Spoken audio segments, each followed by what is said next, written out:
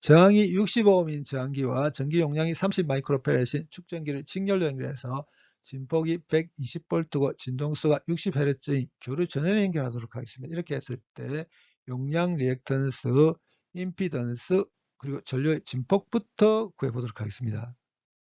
회로에 인덕터가 포함이 되어 있지 않기 때문에 유도 리액턴스는 0이죠.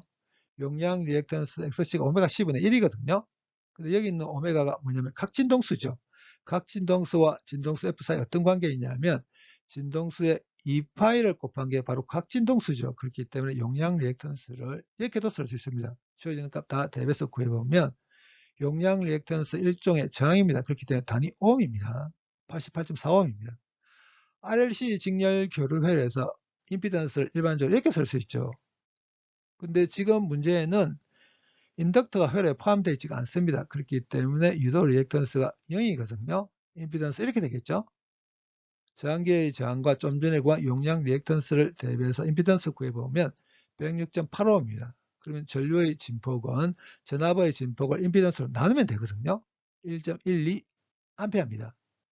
이제 교류 전원의 전압과 전류 사이 어느 쪽이 위상이 앞서는지 혹은 늦는지 정해보겠습니다. 이걸 하기 위해서 위상자 도표 그리겠습니다. 위상자라는 건 시작점을 수직하게 회전축으로 해서 일정한 각속력으로 반시의 방향으로 회전하고 있는 벡터가 위상자죠.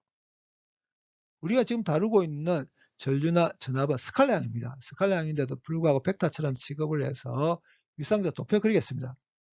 여기 있는 이 화살표가 전류 혹은 전압에 대한 위상자라고 하겠습니다. 그럴 경우 이 화살표의 길이가 바로 진폭에 해당됩니다.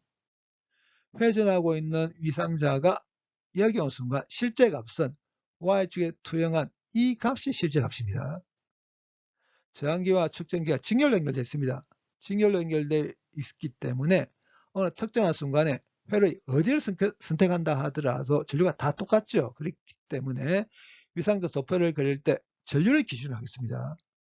그리고 어느 시점에 대한 위상자 도표를 그릴 거냐면 어떤 시점을 선택해도 상관없습니다. 그렇지만 전류가 0인 시점에서의 위상자 도표 그리겠습니다. y축의 투영값이 실제 값이라고 했습니다. 그러면 전류가 0일 때 전류의 위상자는 어떻게 있어야 되냐면 이렇게 있어야 됩니다. 전류의 위상자가 이렇게 있을 때 y축의 투영값이 0이죠. 전류가 0인 시점에서 전류의 위상자입니다.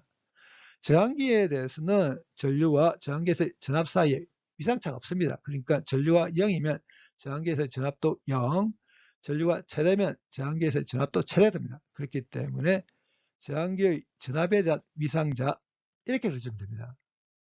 이 화살표의 길이가 저항기에서의 전압의 진폭입니다. 저항기에서의 전압의 진폭은 전류의 진폭에 저항기의 저항 곱하면 됩니다. 축전기에 대해서는 축전기에서의 전압이 전류에 비해서 위상이 90도만큼 늦습니다. 그렇기 때문에 축전기에서의 전압의 위상자는 이렇게 그려주면 됩니다. 이 화살표의 길이가 축전기에서의 전압의 진폭입니다. 축전기에서의 전압의 진폭은 전류의 진폭에 용량 리액턴스를 곱하면 됩니다. 저항기에서의 전압과 축전기에서의 전압을 더하면 항상 교류 전원의 전압과 같아야 되죠. 전압은 스칼라형인데도 불구하고 벡터처럼 취급을 해서 이렇게 위상자를 그렸습니다. 두 개를 더합니다. 벡터처럼 더해야 됩니다. 사각형을 그려서 대각 방향에 해당되는 화살표 그려버리면 되죠. 이 화살표가 교류 전원의 전압에 대한 위상자입니다. 그렇기 때문에 이 화살표의 길이가 진폭 120V입니다. 교류 전원의 전압이 전류에 비해서 위상이 파이만큼 늦습니다. 각 파이 정하기 해보도록 하겠습니다. 탄젠트 파이 이거분의 이거죠. 그래서 이렇게 되거든요. 저항기에서의 전압의 진폭은 이렇게 쓸 수 있다고 했습니다. 축전기에서의 전압의 진폭을 이렇게 쓸 수 있다고 했거든요. 전류의 진폭 없애버리겠습니다. 탄젠트 파이를 이렇게 쓸 수도 있습니다.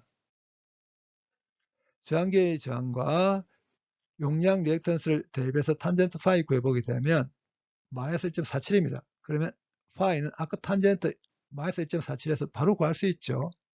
마이너스 55.8도입니다. 그러니까 교류 전원의 전압이 전류에 비해서 위상이 55.8도 늦습니다. 이 이야기를 거꾸로 하면 전류가 교류 전원의 전압에 비해서 위상이 55.8도 앞선다고 표현할 수 있겠죠. 55.8도를 라디안으로 환산하게 되면 0.973 라디안입니다. 교류 전원의 전압이 이런 사인함수로 변할 때 이 녀석 위상입니다.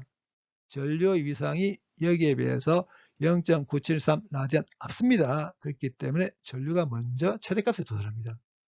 이제 회로에 유도계수가 L인 인덕터를 추가하도록 하겠습니다. 그러면 임피던스가 변하게 되죠. 유도 리액턴스가 이제 0이 아니거든요. 근데 인덕터의 유도계수 L 값이 주어져 있지가 않습니다. 이 녀석이 어떻게 되는가에 따라서 전류의 진폭이 1.12A보다 클 수도 있고 작을 수도 있습니다. 전류의 진폭이 최대일 때는 임피던스가 최소일 때겠죠. 임피던스가 최소일 때는 이 녀석이 0이 될 때입니다. 그러니까 유도 리액턴스와 용량 리액턴스가 같아질 때 임피던스가 최소가 되게 되고 그때 전류의 진폭이 최대가 됩니다. 유도 리액턴스와 용량 리액턴스가 같다면 임피던스는 단순히 전기의 저항과 같겠죠. 그래서 전류 진폭의 최대값은 이렇게 됩니다. 120V와 전기의 저항 대비해서 구해보면 전류 진폭의 최대값 2A입니다.